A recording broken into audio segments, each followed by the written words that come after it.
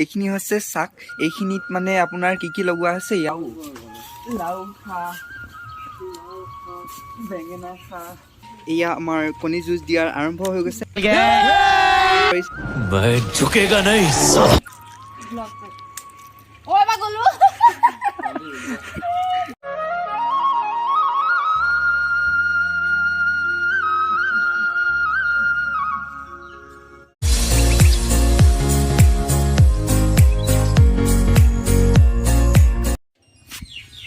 Good morning everyone.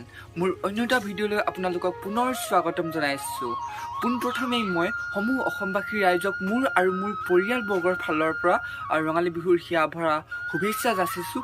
আৰু লগতে আজি গৰু বিহুৰ দিনানো কেনেদৰে আমি গৰু বিহু পালন কৰোঁ তাকে অলপ দেখুৱাইছোঁ। আমাৰ দেশী ষ্টাইলত মানে আমাৰ ঘৰুৱা ডিজাইনত দেখাম। তেনেহ'লে মোৰ পিছফালে আপোনালোকে দেখিছে ইয়াত মাহ আছে, হালধি আছে, এইবিলাক মানে ইয়াত খুন্দি ৰখা হৈছে। এইবিলাকৰ পৰা গৰু গা ধুওৱা হ'ব, আমি মানুহেও গা ধুব লাগিব। আৰু পিছফালে ৰ'ব, আৰু পিছফালেও কিছুমান বস্তু দেখাম, বলক তেনেহ'লে দেখুৱাই দিছোঁ। ইয়াত যে আপোনালোকে দেখিছিলে যে এইখিনি মাহ, এইখিনি পূৰা খুন্দি মেলি পাপাই ৰাখি থৈ দিছে। এইখিনি পূৰা হালধি, গতিকে হালধিখিনি ধুনীয়াকৈ থৈ দিছে। আৰু দেখুৱাই আছোঁ আপোনালোকক, এইখিনি হৈছে শাক। এইখিনিত মানে আপোনাৰ কি কি লগোৱা হৈছে, ইয়াত লাও লগাইছে, প্লাছ আপোনাৰ থেকেৰা লগাইছে, এইফালে কি আছে, বেঙেনা আছে, হালধি আছে।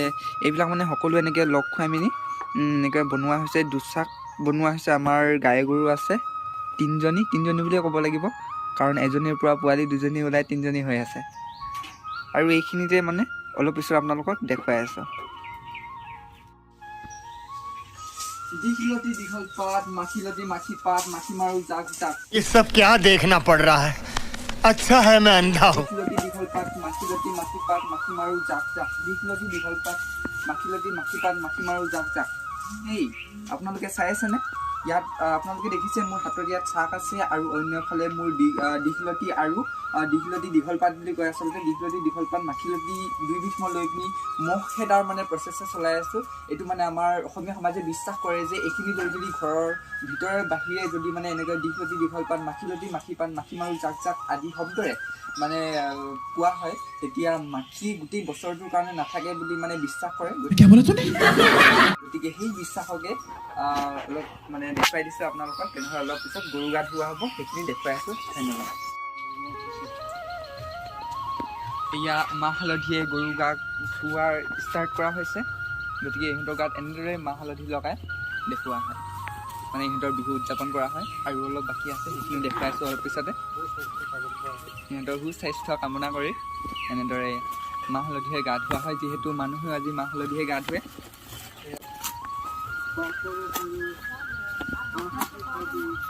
এইটো লাও খা,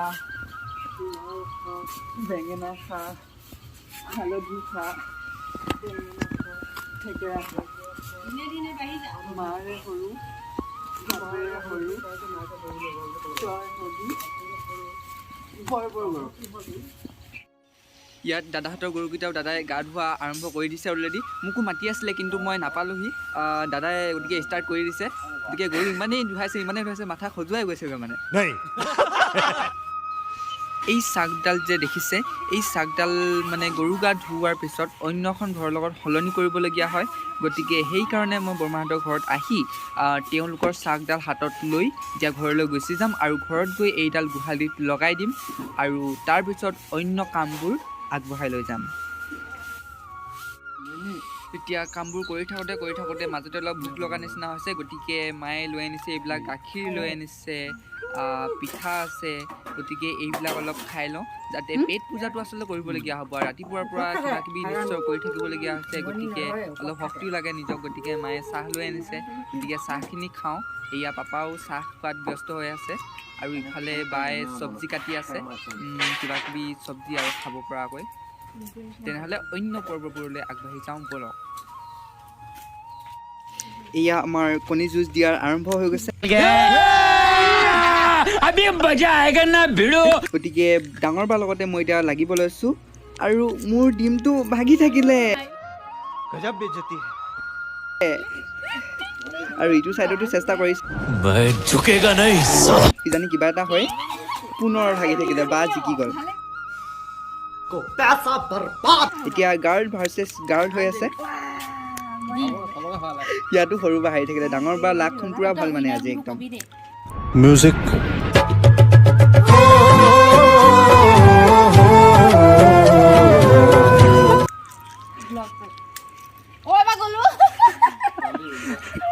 ডাঙৰ বাই জিকিছে পুৰা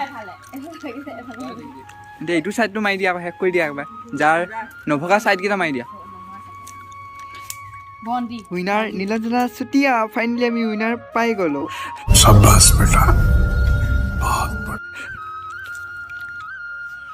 হেল্ল' গাইজ ফাইনেলি কামবোৰ কমপ্লিট হৈ গৈ আছে আমাৰ কণী যুঁজ দিও হৈ গ'ল কণী যুঁজত বা উইনাৰ হয় বুলি গম পালেই তেনেহ'লে এতিয়া বৰ্তমান আমাৰ আৰু এটা কাম আছে মানে এই কামটো মোকে দিয়ে প্ৰায় মানে মই কৰোঁ এই দুখন ঘৰৰ কাৰণে বৰমা বৰ্তা ঘৰ আৰু আমাৰ নিজৰ ঘৰৰ কাৰণে এই যে খৰাহী দুটা দেখিছোঁ ইয়াতে মানে 101টা শাক বুটলিব লাগিব এতিয়া 101টা শাক বুলি ক'বলৈ গ'লে মানে তাত শাকত নপৰে আচলতে সেইটো আপোনাৰ গছ বন সকলো ল'বলগীয়া হয় ফুল টেঙা পাত কাঁইট পাত যি থাকে সকলো ল'ব লাগিব নহ'লে 101টা আগ কেতিয়াও সম্ভৱ নহয়গৈ আমাৰ বাৰীখন অলপ ডাঙৰ কাৰণে সিমান অসুবিধা নহয় কিন্তু তথাপিও মানে বাঁহ পাত কলপাত গছৰ পাত মানে তামোল পাত ইত্যাদি সকলোবিলাক দিবলগীয়া হয় গতিকে ব'লক সেইখিনি গোটাই লওঁ ইয়াত যে সকলোবোৰ দেখিছে এইবোৰ পাতসমূহ যে দেখিছে এই সকলোবিলাকৰ এটা এটা আগ ল'বলগীয়া হ'ব তেতিয়াহে 101টা আগ কমপ্লিট হ'বগৈ গতিকে এইখিনি লোৱা আৰম্ভ কৰোঁ ইয়াত যে দেখিছে এইখিনি মানে কিয় খোৱা হয় 101টা আগটো কিয় খোৱা হয় মানে আমাৰ পুৰণি কালৰ পৰা বিশ্বাস কৰা হয় যে 101টা আগ যদি খোৱা হয় তেনেহ'লে মানে গোটেই বছৰটো বেমাৰ আজাৰৰ পৰা দূৰত থাকিব পাৰি বুলি বিশ্বাস কৰে कोई बात नहीं हम तो चूतिए हैं গতিকে সেইকাৰণে এইটো খোৱা হয় ইয়াৰ বিকল্প পথ এটাও আছে ইয়াৰ বিকল্প পথটো হৈছে আপোনাৰ আমলৈ টোপ যদি থাকে তেনেহ'লে আমলৈ টোপ খালেও ইয়াৰ মানে বিকল্প ৰূপে পৰিগণিত হয় গতিকে ইয়াৰ সলনি আপোনালোকে যেতিয়া আমলৈ টোপ খায় আমলৈ টোপটো আচলতে কিয় এনেকৈ 101টা আগ বুলি ভাবে আচলতে আমলৈ টোপটো বনাওঁতে বহুত মানে গছ গছনি কিবা কিবি বস্তুবিলাক লৈ আনে গতিকে সেইকাৰণে ইয়াৰ বিকল্প ৰূপে সেইটো পৰিগণিত কৰা হয় তেনেহ'লে মই এতিয়া শাককেইটা বুটলি লওঁ অলপ পিছত পুনৰ লগ পাই আছোঁ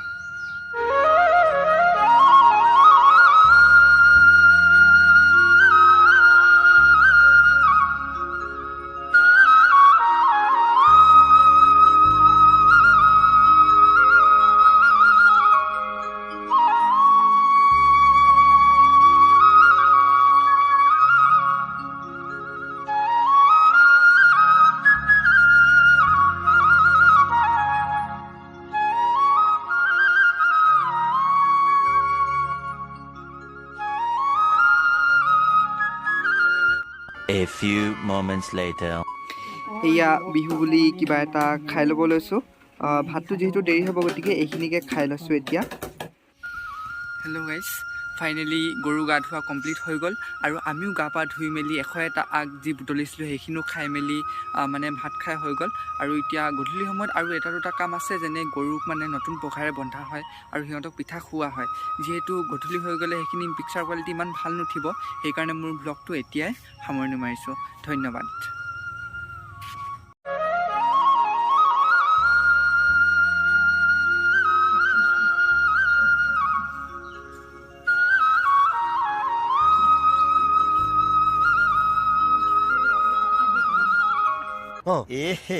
रहा नहीं जाता तड़प ही ऐसी है ना